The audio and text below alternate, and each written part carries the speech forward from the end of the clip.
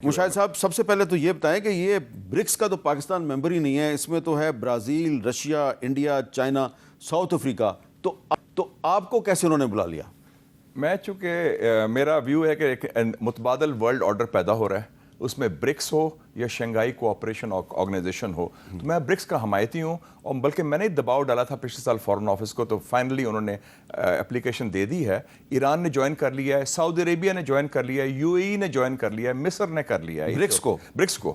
تو ہم پیچھے رہ گئے ہیں، اب ہم اپلائی کر دیا۔ اچھا، ہم نے بھی اپلائی کر دیا۔ کیوں میں کھڑے ہیں تو میں ذرا دھکا دینے کی کوشش کر رہا ہوں ذاتی طور پر۔ مجھے as a personal capacity invite کیا تھا رشیا کی طرف سے اور چائنا کی طرف سے۔ اچھا، اب یہ بتائیں کہ رشیا اور چائنا وہ چند دنیا کے ممالک ہیں جو کہ ایران کے ساتھ بھی ان کے اچھے تعلقات ہیں، اور انہوں نے برکس میں اس کو شامل بھی کر لیا ہے، اور یہ وہ دنیا کے چند ممالک ہیں جو کہ حزب اللہ کو ٹیررسٹ نہیں سمجھتے۔ بالکل نہیں سمجھتے۔ ٹھیک ہے، اب یہ بتائیں کہ حزب اللہ کے سربراہ حسن نصر اللہ صاحب کو بیروت میں ٹارگٹ کیا گیا، اس سے پہلے اسماعیل ہانیہ صاحب کو تہران میں ٹارگٹ کیا گیا۔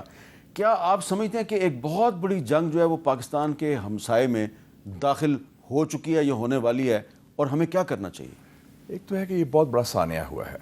سید حسن نصر اللہ صاحب میں سمجھتا ہوں ایک مجاہد تھے اور ایک حریت پسند، اور یہ مسلم امہ کے لیے، مسلم دنیا کے لیے پچھلے 50 سالوں میں کنگ فیصل شہید کے بعد، جو سعودی عربیہ کے عظیم رہنما تھے، جنہوں نے اسلامک کانفرنس بھی کرائی تھی بھٹو صاحب سے مل کے 1974 میں، اور 73 کی جنگ میں تیل بند کر دیا تھا امریکہ کو کہ بطور سزا کہ آپ اسرائیل کے حمایتی ہیں، اس کے بعد یہ سب سے بڑا سانحہ ہے۔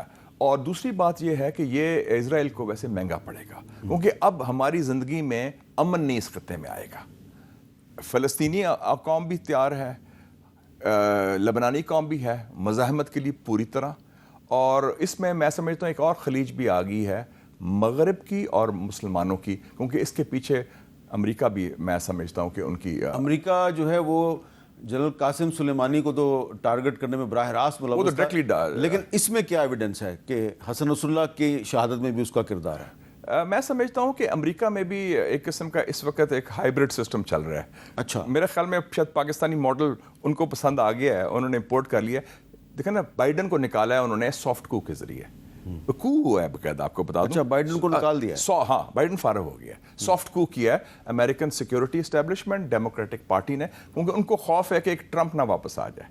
اچھا، تو ٹرمپ کی مخالفت میں، اس خوف میں، اچھا، وہ وہاں پہ ٹرمپ کو روکنے کی کوشش کر رہی ہے سیکیورٹی اسٹیبلشمنٹ۔ ہاں جی، CIA، پینٹاگون، ڈیموکریٹک پارٹی اور جتنے بھی جو۔ آپ کا کیا خیال ہے کہ وہ ٹرمپ کو روک لیں گے؟ نہیں، فی الحال تو ناکام ہے۔ اچھا، کیونکہ ٹرمپ کی بہت سپورٹ ہے۔ آپ امریکہ کی بات کریں یا کسی اور جگہ کی بات؟ میں تو امریکہ کی بات کر رہا ہوں، میں بہت دور بات کر رہا ہوں، میں بہت دور بات کر رہا ہوں۔ تو وہ اس حوالے سے یہ ایک بڑے واضح ہو گیا کہ اس وقت Trump, Biden is an acting president, acting in the sense جو ایکٹنگ کرتا ہے، حکومت چلا رہی ہے ان کی CIA اور پینٹاگون اور اسٹیٹ ڈپارٹمنٹ کا اسپوکس۔ آپ نے کہا کہ حسن نصر اللہ کی شہادت اسرائیل کو بڑی مہنگی پڑے گی۔ دیکھیں، جنرل قاسم سلیمانی شہید ہوئے، اسماعیل ہانیہ کو ایران میں ٹارگٹ کیا گیا، حسن نصر اللہ کو بھی شہید کر دیا گیا۔ میں بھی کہوں گا کہ جی یہ بڑا مہنگا پڑے گا اسرائیل کو، لیکن گراؤنڈ ریالٹی تو یہ ہے کہ اسرائیل ایک ایک کر کے اپنے تمام دشمنوں کو راستے سے ہٹاتا جا رہا ہے۔ میر صاحب، آپ خود اسٹوڈنٹ ہیں ہسٹری کے۔ 1988 میں ابو جہاد جو لیڈر تھا، نمبر 2 تھا یاسر عرفات کو، اس کو ٹیونس جا کے شہید کیا۔ اس کے بعد میں عرفات صاحب کو ملا تھا ٹیونس جا کے، اور میں نے ان کا گھر بھی دیکھا جہاں اسرائیلی بائے سمندر سے آئے تھے۔ PLO الفتح ختم ہوا 1988۔ 1992 میں سید عباس موسوی حزب اللہ کے لیڈر تھے، ان کو راکٹ سے مارا تھا انہوں نے، ہیلی کاپٹر سے، 1992 میں۔ اس کے بعد ایک 31 سال کا نوجوان تھا، اس کا نام تھا سید حسن نصر اللہ، وہ بن گیا۔ ٹھیک ہے جی۔ 2004 میں شیخ احمد یاسین، ان کو جو حماس کے لیڈر، ان کو بھی ہیلی کاپٹر سے مارا۔ یہ 3 کلنگز کی ہیں اسرائیلی اسٹیٹ ٹیررزم نے۔ کیا اس سے یہ ختم ہوئی یہ موومنٹ؟ یہ ایک آئیڈیا ہے جو دلوں میں ہے، یہ ختم نہیں ہو سکتا۔ یہ تو جدوجہد، آپ برہان مظفر وانی کو شہید کر کے کشمیری جدوجہد ختم کر سکتے ہیں آپ؟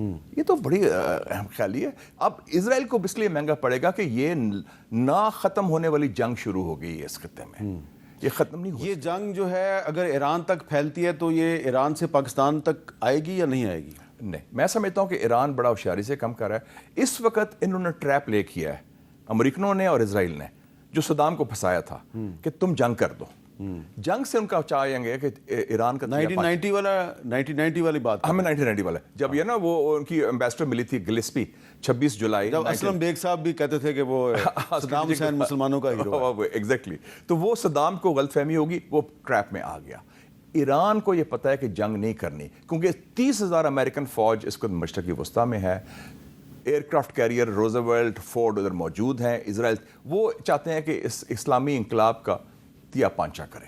وہ ٹریپ میں نہیں آئیں گے ایرانی ہیں, میرا نہیں خیال کہ آئیں گے, اور وہ حکمت سے کام. اگر وہ ٹریپ میں نہیں آئیں گے تو اسرائیل جو ہے وہ باری باری کبھی تہران میں, کبھی بیروت میں, کبھی بغداد میں. اسرائیل از آؤٹ نمبرڈ.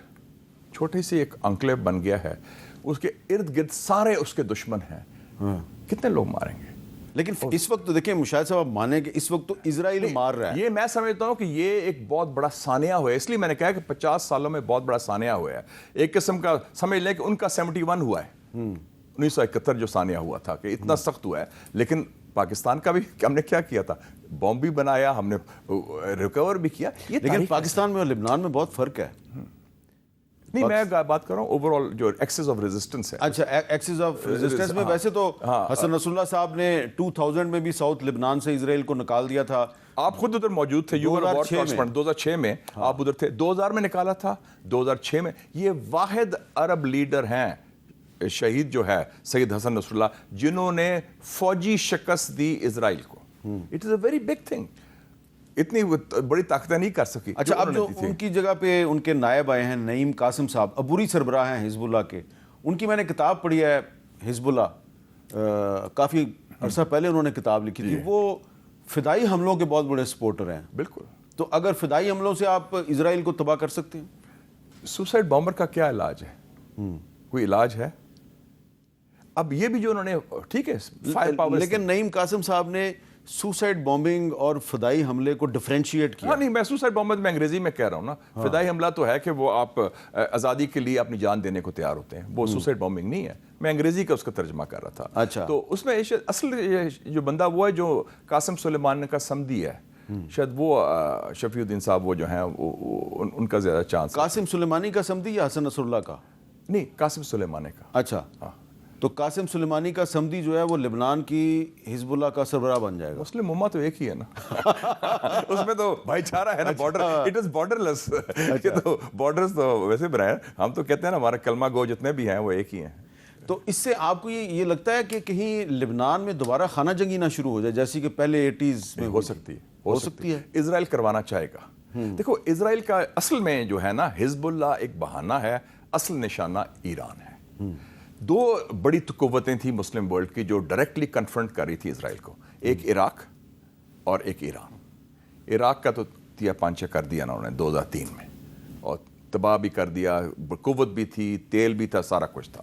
اور اب یہ ایران, اور اس سے میں سمجھتا ہوں ایک اور چیز ہوگی میر صاحب, 100% شیور ہے کہ Iran will now go for the nuclear bomb. اب وہ کہے گا کہ ہمارا ایک ہی دفاع ہے, we should become a nuclear power. اچھا, آپ کو یاد ہے جو اسٹیٹمنٹ دیا تھا گدافی کی بیٹی نے, عائشہ نے, ایل جی ایس نے, کاش پاکستان کی طرح ہمارے پاس بھی نیوکلیئر بم ہوتا تو میرے والد کا وہ حشر نہ کرتے, یہ انہوں نے کیا تھا.